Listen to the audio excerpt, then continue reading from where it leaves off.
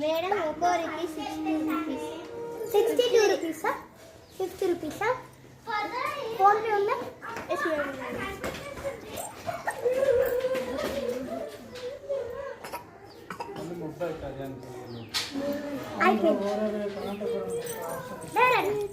వెళ్దాం